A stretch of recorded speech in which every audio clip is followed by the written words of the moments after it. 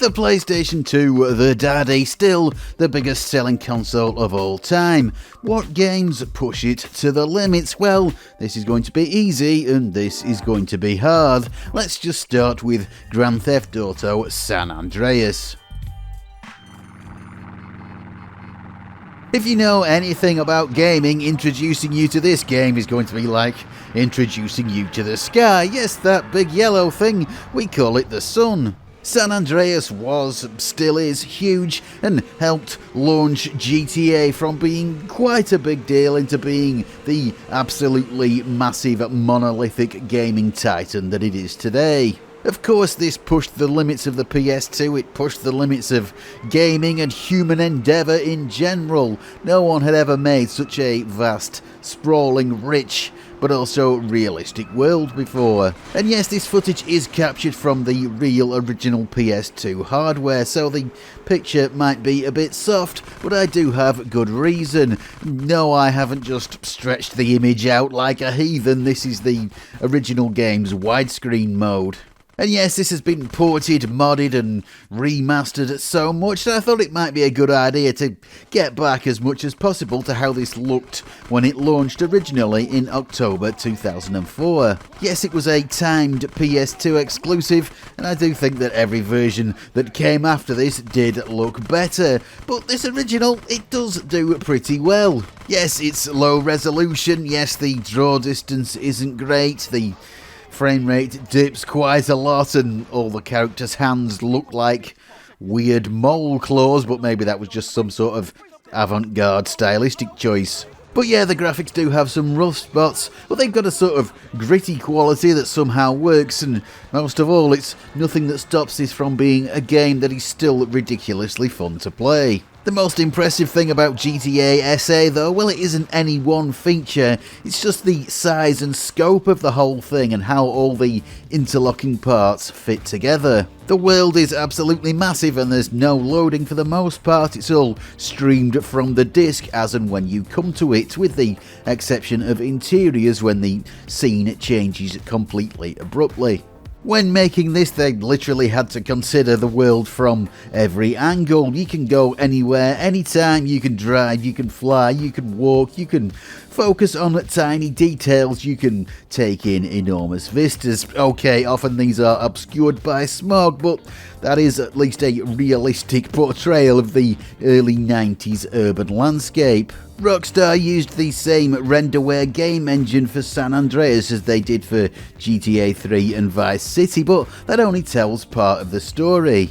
This iteration of Grand Theft Auto is so much bigger than either of its predecessors, and it's got so much going on compared to, well, almost anything else from that generation. The weather, the pedestrians, the traffic, the radio stations, a soundtrack so good, so full of non-video game music, it seems like cheating to call it the greatest of all time. Shame you won't actually be hearing any of that in this video, because yes, it'll just get content matched into oblivion. But if you do want to listen to San Andreas' unforgettable soundtrack in the comfort of your own home, well, I do have a very good way for you to do that at a reasonable price, courtesy of this video's sponsor, Raycon. I've had inexpensive wireless earbuds before and been disappointed to say the least, but Raycon proves that you don't always get what you pay for in a good way. You can have the same or even better quality earbuds for half the price than what you pay with the big tech brands. You can have two pairs and still pay less. Keep one around the house, the other one in your gym bag or whatever. Raycon earbuds are a no BS product from a company that doesn't outsource their design or development, and they do ship internationally too. This isn't just for the USA. They've got up to 8 hours battery life plus up to another 32 in the charging case, and they've also got a really nice tap interface which I use all the time. You can very easily change sound profile when you switch from listening to a podcast to listening to some music. I use earbuds all the time for everything, including one of my very favourite activities, chilling in bed with the dog, doing a spot of gaming and watching YouTube. If you'd like to give these Raycon earbuds a go, and they really are fantastic, well, you can click my link in the description box or head to buyraycon.com/Chiropolis for 15% off your Raycon purchase. I've got to say, I really do think these are a fantastic product, and yeah, I'm probably not the only person you've seen sponsored by Raycon, but if you do want to support my channel, well, you can use my link and give them a go. So let's say thank you to Raycon, and we'll get back to San Andreas. So, for all the wonders that this game does have, there are a few compromises. There's going to have to be with so much going on, but it does do a pretty impressive job considering. The reflections in the cars, or I suppose the lack of them, is quite interesting. They do have a sort of pseudo-reflective sheen, but it's not actually real reflections of what's around the car, but merely a sort of vaguely approximate shading projected onto it that does actually sort of look okay if you don't examine it too closely. Then there is the lighting, which there is quite a lot of, a number of light sources, and they do light up objects in the scene, but they don't get reflected in the shiny cars, and they don't cast shadows. Well, actually, that's not true. They do cast shadows of the cars and other vehicles, but not anything else, including CJ. And not all the lights even do this. Headlights don't cast shadows on anything. Instead, CJ and all the other characters' shadows just comes from a single global light source, it would seem. There are some lovely reflections in the floors in some interiors done by rendering the scene upside down basically, and you can sometimes catch a glimpse of something similar when it rains outside, but I think it only reflects the light sources. I don't think the whole scene is reflected.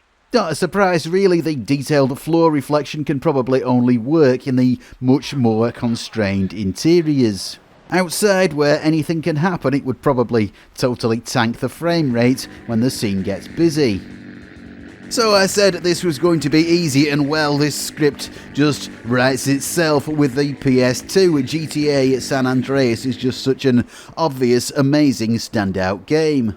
Every classic version of this game has been good, though you might have some legitimate gripes with the recent remaster, and the PS2 was by far the weakest platform that this came out on, but the fact that it stands up so well to versions on much more powerful hardware is really impressive.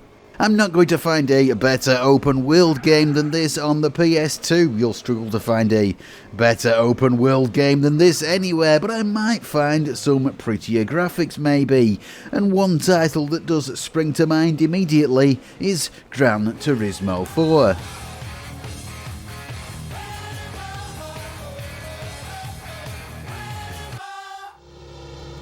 One of the PlayStation's really big draws, and other developers these days might have caught up to Polyphony Digital, but back in 2004 there was still nothing else that quite matched the Gran Turismo games anywhere else.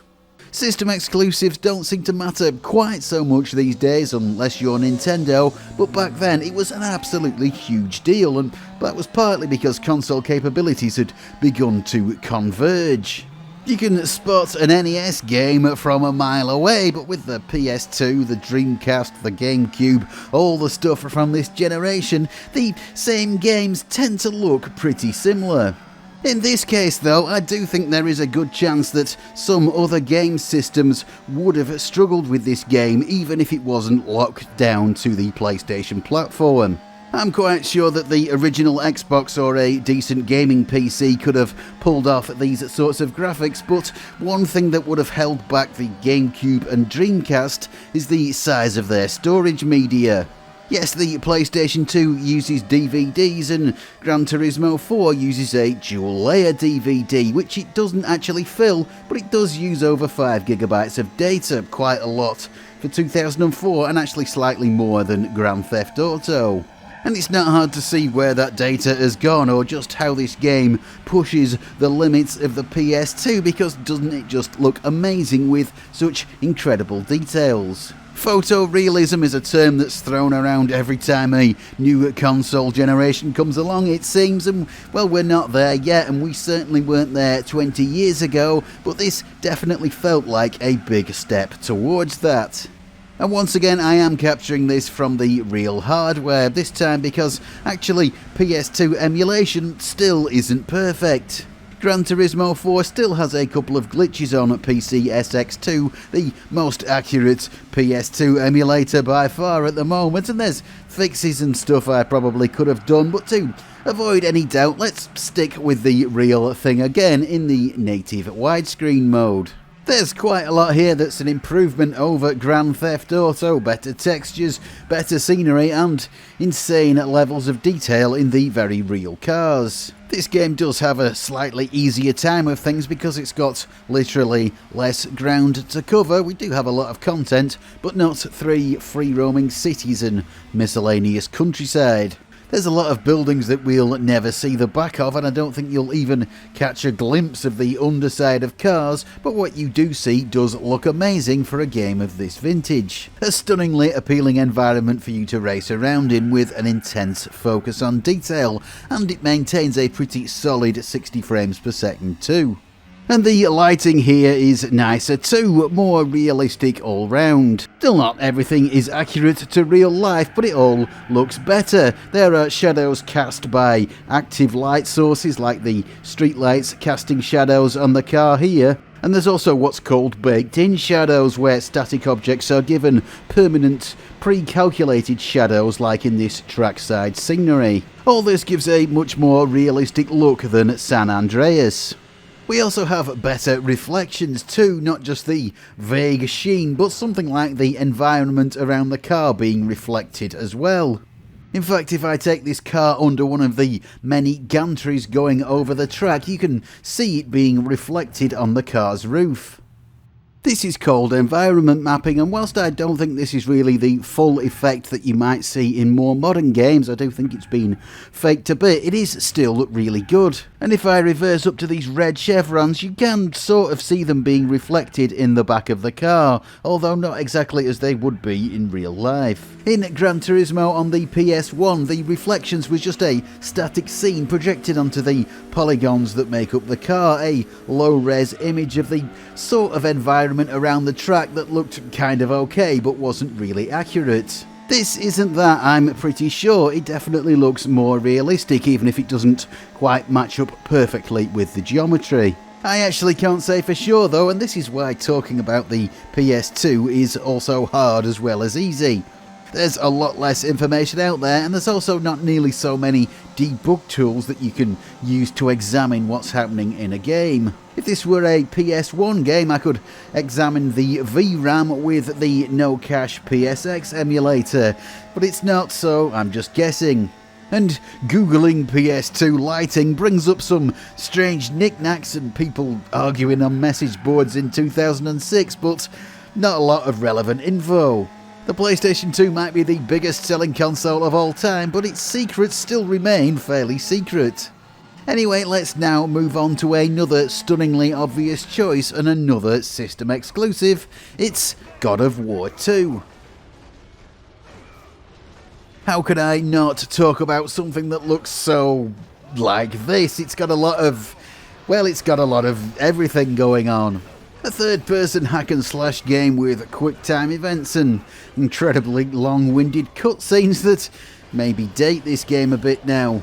Developers these days have pulled back a bit from the let's make the whole game the tutorial stuff, but what doesn't date it is the cinematic intensity of it. Yes, that sort of directorial flair that you now expect from a game's visuals.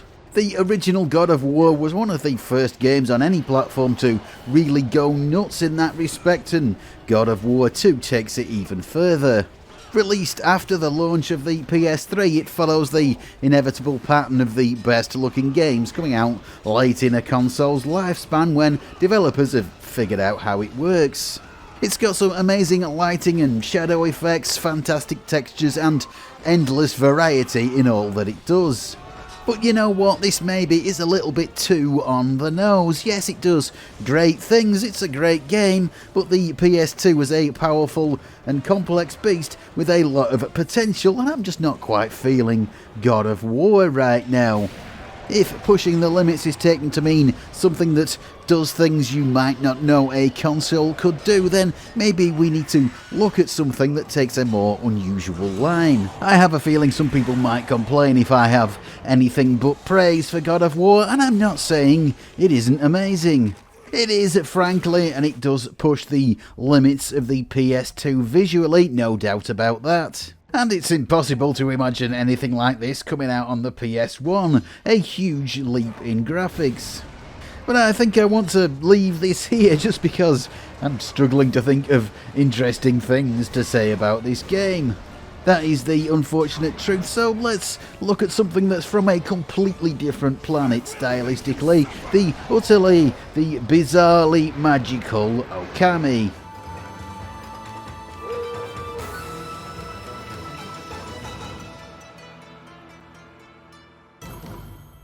Arresting, you could call it. Original, definitely. There was nothing quite like this that had come before, and not all that much since that has such a singular style.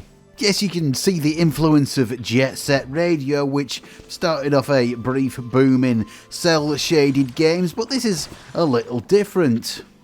Inspired by the Japanese style of ink painting known as sumi-e, it's a sort of 2D, 3D, if that makes any sense. It doesn't, but it's a 3D world that looks like a hand-drawn ink-on-paper drawing, and it is amazing. It seems like this game was originally planned to have a much more realistic style, as some very low-quality beta footage hints at, but the developers ditched this fairly early on, apparently because the PS2 didn't have the power to quite realise what they were hoping for. But also, apparently, artistic concerns played a part, and I think they made the right call. The PS2 had a lot of power comparatively, but yeah, the hyper-realism was perhaps always going to fall a bit flat. The PS2, though, does have enough flexibility to do a lot of interesting things, and not that many developers really tried to go so far out of the box. In more recent times on other platforms, quite a lot of indie games and a few AAA ones too have tried to experiment with a more artistic style, and Okami was a real pioneer in this field. But is this really pushing the limits technically? Is it doing clever things with the hardware, or is it just all artistic flair? Well, I do suspect that this is quite clever stuff, but I can't really tell you how. I can't find any info about the technology behind this, and all I've got is very limited tools to take this game apart. One thing I can do is to use the PCSX2 emulator to dump the textures to a file. That is the flat 2D images that I use to fill the polygons that make up the 3D models. Though when I actually look at this stuff, well, this is not all that much help. But actually, if we do take a look at the textures from San Andreas, well, it's really not hard to see how these images are mapped to the models to fill them out. They look a bit weird being flat, but you can see what they are. All the stuff in Okami looks a lot different to these textures here. There seems to be some sort of extra processing going on to draw those black ink strokes, as well as add the paper texture to everything. Yes, this game world doesn't match up well with my admittedly limited understanding of how 3D graphics work. It would be great if I could get a wireframe view of these scenes, that is, a look at the underlying 3D models without the textures, but if there is a PS2 emulator that can do that, well, I can't find it. So, a frustrating mystery. How does this all work? Well, I don't know, but it really does look great. Okami is a fascinating game. It is quite long-winded. Maybe I've been spoiled by Elden Ring and that From Software, here's the game, figure it out or not, we don't care approach to world building. Okami takes 20 solid minutes of very wordy, static story exposition before you even see the actual game graphics. But I'm going to try not to editorialise too much on game design. This is a really great game that does a lot of interesting stuff with the PS2. And yes, if you hadn't heard, the PlayStation 2 was pretty successful, and there were quite a lot of games for it. In fact, an endless procession of them, over 4,000 titles, or so I've read. And that is another reason why this list is so hard. There's just so much to go through, so many great games. Absolutely everybody in the business, except of course Nintendo, wanted to make PlayStation 2 games. It was such a big platform and there's just way too many to take in. This here is Burnout Dominator, a game that I wanted to sneak in just because it looks so good. I mean, it is such a cliche, but, well, you could almost mistake this for a PS3 game. I am fascinated by the reflections in this once again. I could have made this entire video about things reflected in car bodywork in PS2 games, which Retro Game Mechanics Explained will probably do next week and get 1 million views. These are nice reflections though, an improved version of what GT4 has. Not quite the real environment around the car, stuff that should be reflected isn't, but good enough that it is very convincing unless you get obsessive about it. But there's so many games worthy of note on the PS2, I'm going to have to make some very serious omissions. I'm sure I'm not going to be able to give Metal Gear Solid 3 any more than a passing mention. Another game that takes quite a long time to get going, but the whole Metal Gear Solid series were famous for that sort of thing, weren't they? But wow, it does look pretty, very nice foliage. But there is a game that I absolutely have to talk about, one that I absolutely cannot leave out, and you might be able to guess what it is. Of course, what else could it be but Shadow of the Colossus?